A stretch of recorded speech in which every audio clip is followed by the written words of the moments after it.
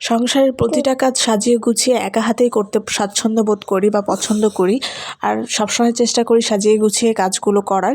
আর এই গুণগুলো কিন্তু আমি আমার মায়ের কাছ থেকেই পেয়েছি। সেও এইভাবে সাজিয়ে গুছিয়ে একা হাতে সব কাজগুলো করতো। হ্যালো ভিউয়ার্স, আসসালামু আলাইকুম। চলে আসলাম আলাদা ছোট্ট একটি ভিডিও নিয়ে। প্রতিদিনের মতো ভিডিওটা সকাল থেকেই শুরু করেছি। এই তো কিছু প্রয়োজনীয় জিনিস শেষ হয়ে গিয়েছিল। মাসের প্রথম, এখনও মাসের বাজার করা হয়নি। তো ভাবলাম যেগুলো দরকার সেগুলো অল্প অল্প করে কিছু নিয়ে চলে আসি। যে কথা সেই কাজ। তো সকালে নিচে গিয়ে হচ্ছে যে ডিম, চিনি, তেল, বিস্কিট, গুঁড়ো দুধ নিয়ে চলে আসলাম। আর এই তো এখন মা ছেলে নাস্তা করে নিব। তো এখানে ডিম ভেজে নিচ্ছিলাম। কিছু ঠান্ডা ভাত ছিল রাতের, বেঁচে যাওয়া ভাতগুলো এখন ভাজি করে নিব।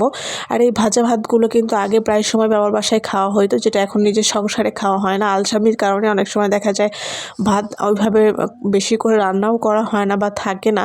খুব অল্প করে রান্না করি, যেহেতু দুইজন মানুষ খেয়ে সাথে সাথেই শেষ হয়ে যায়। না হলে দেখা যায় ভাতগুলো ঠান্ডা ভাত পরে আর খেতে ইচ্ছা করে না। আর এইভাবে ভাত ভাজি খেলেও ইদানিং গ্যাস করে।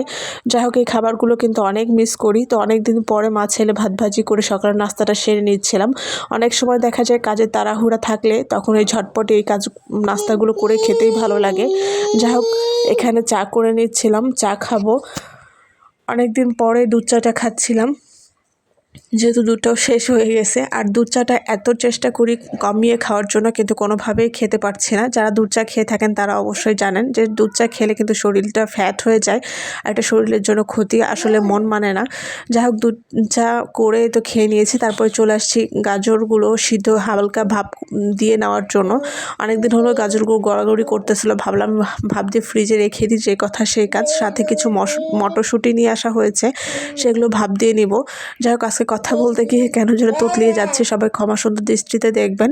আর এই বছর প্রথম আমার বাসায় মটরশুঁটি নিয়ে আসা হয়েছে। লাবিবের আব্বু মটরশুঁটি সেভাবে খায় না, আর আমিও খাই তেমন একটা না। তবে আমার কাছে মনে হয় খিচুড়িতেই বেশি ভালো লাগে। অনেকে হচ্ছে আমাদের উত্তরবঙ্গে আলু ঘাটির মধ্যেও দিয়ে খায়, খিচুড়ি পোলাওয়েও খায়। যেটাই হোক খাওয়া যাবে, এই চিন্তা করে নিয়ে আসা। তো দুইটাই এখন ভাপ দিয়ে ফ্রিজে রেখে দিব। আর এদিকে বাজার থেকে কিছু ডিম নিয়ে আসছিলাম। ডিমের হালি এখন কিন্তু 145 টাকা করে নিচ্ছে। ডিমের দাম কমেছিল মাঝখানে, আবার ডিমের দাম বেড়ে গেছে। মুরগির দাম, জানি না দেশের পরিস্থিতি কবে শিথিল হবে। মানে ডিমের যে কোনো জিনিসের দাম কমতেছে আবার বাড়তেছে, এইভাবেই দিন যাচ্ছে। যাই হোক, এখানে হচ্ছে যে আমি 1 ডজন ডিম নিয়ে আসছিলাম, আর সেগুলোই হচ্ছে ধুয়ে সুন্দর করে রেখে দিব। আর সেই জন্যই তো পানিতে ভিজিয়ে নিচ্ছিলাম। ডিমে অনেক নোংরা ছিল, আর ডিমগুলো এত পিচ্ছি পিচ্ছি দিয়েছে, মনে হচ্ছে যে দেশি মুরগির ডিম। আর এই ডিম হচ্ছে যে 145 টাকা হালি। যাই হোক, এলাকায় নিলে একটু দাম বেশি পাওয়া যায়, বাজার থেকে নিলে 5-10 টাকা একটু কমে নেওয়া যায়। তো আমি এখানে 135 টাকা হালি ডিম নিয়ে আসছিলাম 1 ডজন। যাই হোক, আজকে ডিমগুলো ক্লিন করতে করতে ভিডিওটা শেষ করছি। কে কোথায় থেকে ভিডিওটা দেখছেন, যদি ভালো লাগে লাইক শেয়ার কমেন্ট করে সাথে থাকবেন, পেজটা ফলো দিয়ে পাশে থাকবেন। আল্লাহ হাফেজ।